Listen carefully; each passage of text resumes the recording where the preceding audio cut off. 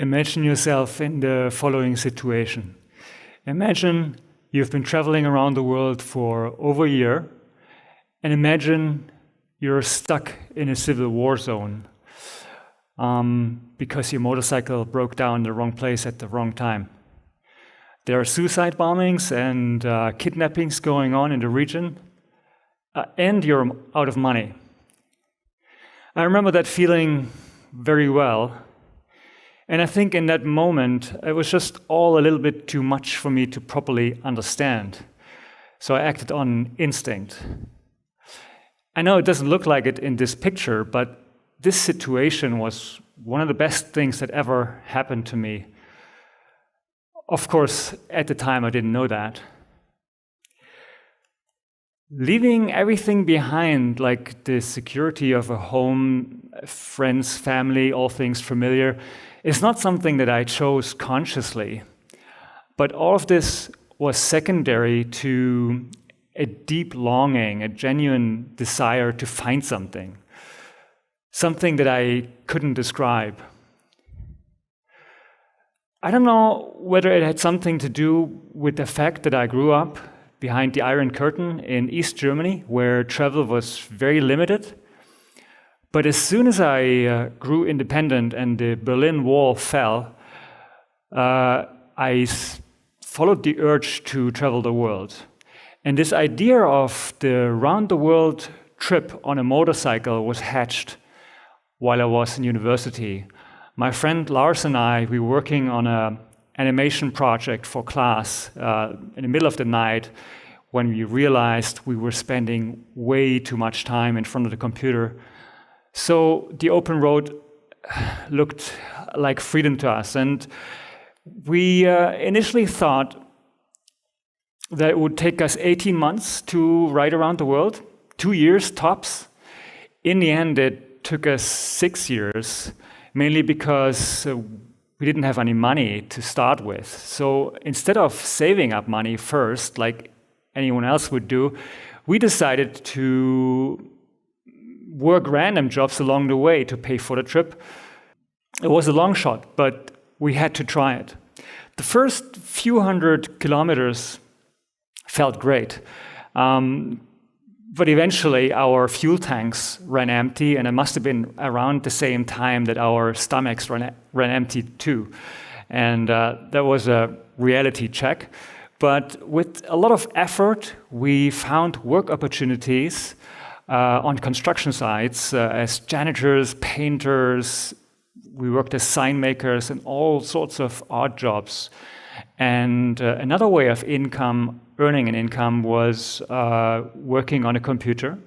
We worked for clients back home and designed websites and created print media and did animations, things like that.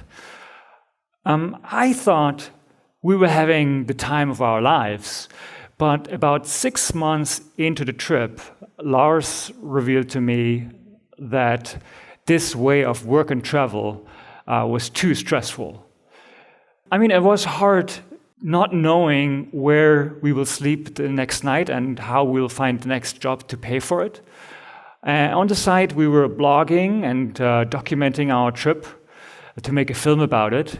We were researching the next country and trying to get visa, so it was a lot of work and a whole lot of uncertainties. And at the time, we were in Turkey. We had made it around the Mediterranean Sea when Lars decided to head north and ride back home. This was one of the bravest things I've ever seen anybody do, because taking on a huge project like this, riding around the world with no money to start with, that's one thing. But to realize and admit to yourself that this is not your way, that takes something else. And I absolutely salute Lars for his decision. And I'm grateful to call him a friend. Now, the question for me, did I ever think about joining him? But this longing that made me leave in the first place had only grown stronger on the road, so I had to keep going.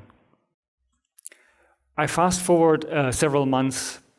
I made it past the violent demonstrations in Iran because of rigged elections, and I made it past a kidnapping hotspot near the Afghan border, and there I was in Pakistan, in Islamabad, with a broken motorcycle. Now, why did I say that this moment, this situation was one of the best things that have ever happened to me? Because the bike breaking down where it did, it changed everything. And here's why. I was searching the streets of Islamabad for a mechanic that could possibly help me fix the bike. And I kept going through this slum several times. And eventually I was approached by a man who invited me to his home, and he introduced me to his family. And he even cooked a meal for us. And I learned that this slum was a Christian community in an otherwise Muslim society, and they were the poorest of the poor, and they faced existential threats on a regular basis.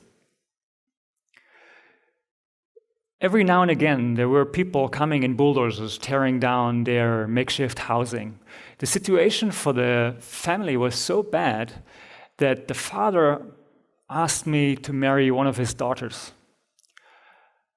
He thought it would make him eligible to get passports for the family so they could make it to a refugee camp in Europe. I did not know how to react to a proposal like that. I completely froze. But I did understand the degree of desperation that this family went through. I did not get married, but I stayed in touch with the family over the years, and I sent them financial support when I could. But meeting them completely changed my perspective on life, on traveling, and it changed me. And it was about that time that I discovered something very important. I was moving all the time. Everything around me changed. People changed, places changed, cultures, traditions changed. The only constant was me. But because I was traveling on my own, I couldn't freak anyone out if I suddenly changed too. So I could reinvent myself in the morning, and there was no one else who could call me out on it. So I tried on a new skin every now and again, and I tried to find out which character I played worked the best in any given situation. I'll give you an example. I crossed the border into India, and I rode down a 4-lane highway with no traffic, and I was happy because I could finally use the 5th gear again. It was a good road. But naturally, I was stopped by the police. And the police officer told me, "You were going way too fast." I wasn't, but I was aware that in many countries, I looked like a walking dollar note. So I knew what would happen. There would be some arguing, there would be a fine or a bribe. But because I knew how to make myself into any character I wanted, I tried something new. So I shook the police officer's hand. I smiled at him, I unpacked my lunch and invited him to join me and eat something. He was completely surprised, and finally he smiled back at me and said, "Well, sir, if you apologize for going too fast, you may go." Inside, I was laughing my head off. I couldn't believe what he said. I didn't expect this. Outside, I kept a straight face, I apologized, and I was let off the hook. Now that I knew that I was just playing a role, a character, I asked myself, the character that I really think I am, is that also just a role? Because, as a child, I must have imitated other people around me, and then other people must have responded to my imitations. And then their reaction, this mirroring, must have created the image of who I thought I am. But now that I understand I can make myself into any character I want, who am I then really? So There were many other ways when I traveled that dissolved my ego. For example, I wasn't part of a group or any social structure. There was no one I could consult. There was no one to outsource decision-making. There was no one I had to please, no one to ask for permission. And most importantly, there was no one I could blame if something went wrong but me. So I felt like it was me against the universe, which is very stupid, of course, because what chance do I stand against the universe? So traveling alone was liberating and also frightening at the same time. But I had to take full responsibility for everything, for myself and for things around me. I gave up trying to control everything and let the universe work out the details. I kept my eyes on the goal, which is the circumnavigation of the world, but I didn't worry about how I got there. And looking back, I cannot believe how perfectly everything worked out. I mean, I met the love of my life along the way. Joey was a backpacker when I met her in Thailand, and we spent some time together on two up on my motorcycle, traveling through Southeast Asia. And she became very important to me, and I would have dropped my travel plans, but luckily, it was very easy to persuade Joey to travel the remaining part of the world together with me. So she got herself a motorcycle and a driver's license, and off we were to travel the Americas and Africa together. People asked me whether I feel homesick at times, and the truth is, I never do.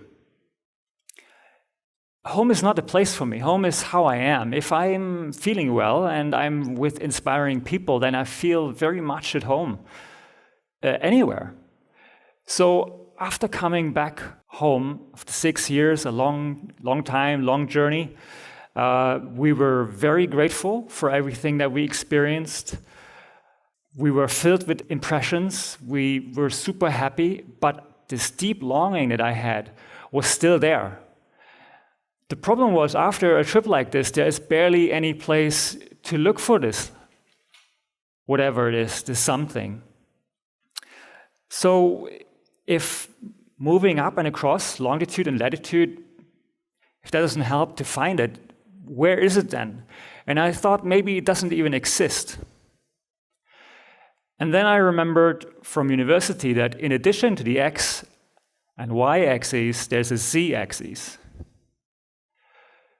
So then I remembered, there's a very inspiring TED Talk by Sadhguru. And I highly recommend everyone to check out what this Indian yogi and mystic has to say. What I could have found in the first year of my journey in India found me when I returned after 6 years of searching. What Sadhguru, the Isha Foundation, has to offer, their work towards bringing at least one drop of spirituality to everyone in the world, that totally grabbed me. And ever since that moment, I do the yoga practices and the meditations that they taught me every single day. Now, unfortunately, for the filmmaker and storyteller that I am, this is where images and words completely fail to take you, the audience. The best way I can come up describing this inner journey is that I'm exploring the dimension of being truly home. And I don't mean the place. There are so many roads in life that you can go down, and you don't have to travel the world. You can be raising a family, running a business, helping others, or whatever it is. I just wish for you, and every one of us, that we constantly find the courage to go down that path that calls us the most, to find our personal something, even if that means taking chances, because if you're on that path, that's where I think life really happens. Thank you and good luck.